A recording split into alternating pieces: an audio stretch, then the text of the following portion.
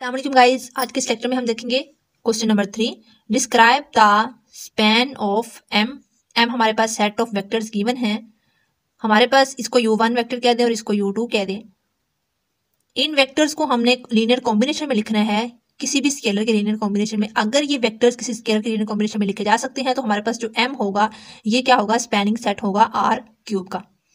हमने यहाँ पे ले लिया अल्फा और बीटा, ये दो हमने स्केलर लिए हैं, और यहाँ पे जो हमने फील्ड ली है वो हमने सेट ऑफ रियल नंबर्स लिए हैं। इन वेक्टर्स को हम लिख सकते हैं वर्टिकली, तो अल्फा ये वेक्टर आ जाएगा plus beta this one vector. अब इनको ऐड करते हैं, स्केलर्स को वेक्टर के साथ मल्टीप्लाई करके ऐड कर देते हैं, तो ये क्या आ जाएगा, अल्फा प्लस 0 बीटा, तो अल्फा आ जाएगा। Next one alpha plus 0 beta, फिर से अल्फा आ जाएगा, और अल्फा प्लस 2 बीटा आ जाएगा। ठीक है, we see that span M corresponding to the plane. यहाँ पे प्लेन की बात क्यों हो रही है, क्योंकि हमने यहाँ पे R3 की बात की थी, तो ये तो स्पेस की बात होनी चाहिए थी। ठीक है, प्लेन की बात इसीलिए हो रही है क्योंकि यहाँ पे हमारे पास जो दो स्केलर आए हैं वो इक्वल आए हैं। तो इसका क्या मतलब है, जो हमारे पास कार्टेशियन प्लेन है एक्स वो किसके इक्वल है, वो वाई के इक्वल है, तो इसीलिए यहाँ प्लेन की बात हो रही है। We see that span M corresponding to the plane X is equal to Y on R³। Next one है question number 4। Which of the following subsets of R3 constitute a subspace of R3। हमने क्या बताना है, हमारे पास sets given है, x किसके equal है, xi1 xi2 xi3 के। हमने बताना है कि जो हमारे पास ये गिवन है स्टेटमेंट ए, क्या ये सब स्पेस बनाते हैं या नहीं। हमें सब स्पेस की प्रॉपर्टी का पता है। फर्स्ट वन प्रॉपर्टी है 0 बिलोंग करना चाहिए उस सेट से जो हमारे पास गिवन हो, और सेकंड प्रॉपर्टी ये है कि अगर हम कोई से दो वेक्टर्स को लें और उनको स्केलर से मल्टीप्लाई कर दें और उनको ऐड करें तो वो भी आंसर उसी स्पेस में से बिलोंग करना चाहिए। सोल्यूशन हम देख लेते हैं। For any X Y belong to W, W हमारे पास क्या है, इसको हमने प्रूव करना है कि ये सब स्पेस है। And any alpha beta belong to R, यहाँ पे हम अल्फा बीटा जो है ये स्केलर ले रहे हैं, यानी कि फील्ड में से ले रहे हैं, और जो हमारे पास सेट ऑफ रियल नंबर्स है ये फील्ड बनाते हैं। हमने क्या किया, ये जो हमारे पास सेट्स गिवन थे इनको हमने लिख लिया लीनियर कॉम्बिनेशन की फॉर्म में, alpha X plus beta Y. अब हमारे पास एक्स किसके इक्वल है, xi1 xi2, क्योंकि यहाँ पे उन्होंने क्या दिया हुआ है, xi1 इक्वल है xi2 के, और xi3 किसके इक्वल है, वो 0 के इक्वल है, तो वो हमने लिख दी कंडीशन। प्लस बीटा, और y की जगह पे हम क्या लेते हैं, eta1 eta2, क्योंकि यहाँ पे उन्होंने बताया हुआ xi1 इज इक्वल टू है xi2 के, ये x एक्सिस की बात हो रही है, तो सेम लाइक y एक्सिस की भी बात ऐसे ही करेंगे। तो यहाँ पे eta1 किसके इक्वल होगा, eta2 के, और eta3 किसके इक्वल हो जाएगा, 0 के। नेक्स्ट वन, इन स्केलर्स को हम मल्टीप्लाई करेंगे और फिर ऐड कर देंगे वेक्टर के साथ, तो मैंने यहाँ मल्टीप्लाई करके इनको ऐड किया है, ये हमारे पास क्या आ जाएगा, alpha xi1 plus beta eta1, alpha xi2 plus beta eta2, और ये हमारे पास क्या हो जाएगा, 0। अब हमारे पास xi1 और eta1 xi2 और eta2 ये हमारे पास कोई वेक्टर्स हैं। अब इनके साथ अल्फा बीटा है, अगर alpha beta set of real number से बिलोंग कर रहे हैं तो हम यहाँ पे अल्फा और बीटा को 0 ले सकते हैं। जब 0 लेंगे तो ये सारा वेक्टर क्या हो जाएगा, 0। तो इसका क्या मतलब हुआ, जो 0 है हमारे पास वो बिलोंग कर रहा है W से। अगर हम कोई भी नंबर ले लें, अल्फा बीटा नॉन 0 नंबर ले लें, और उनको xi1 xi2 और eta1 eta2 से मल्टीप्लाई करें और उनको ऐड करें, तो वो भी W से ही बिलोंग करेगा। तो इसका क्या मतलब हुआ, जो हमारे पास यहाँ पे वेक्टर्स गिवन थे, ये all X with xi1 is equal to xi2 and xi3, ये सारे क्या हैं, सब स्पेस बनाते हैं।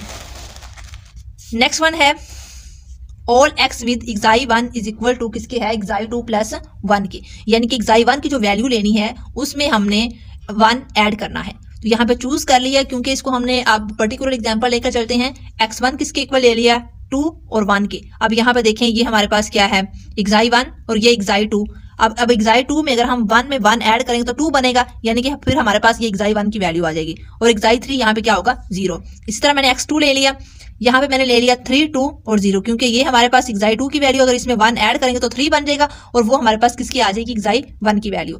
हमने ये ले लिए W में से, यानी कि हमने इसको प्रूफ करना है कि ये सब स्पेस है। ठीक है, अब यहाँ पे मैंने क्या किया, इन दोनों वेक्टर्स को ऐड किया। जब इन दोनों वेक्टर्स को ऐड करेंगे तो ये हमारे पास इस फॉर्म में आ जाएगा, ये 2 3 5 हो जाएगा, और ये 2 1 3 हो जाएगा, और ये 0 का 0 आ जाएगा। अब ये कह रहा है कि ये W स्पेस से बिलोंग नहीं करता। कैसे बिलोंग नहीं करता, हमारे पास कंडीशन क्या थी, xi1 किसके इक्वल आना चाहिए, xi2 प्लस 1 के।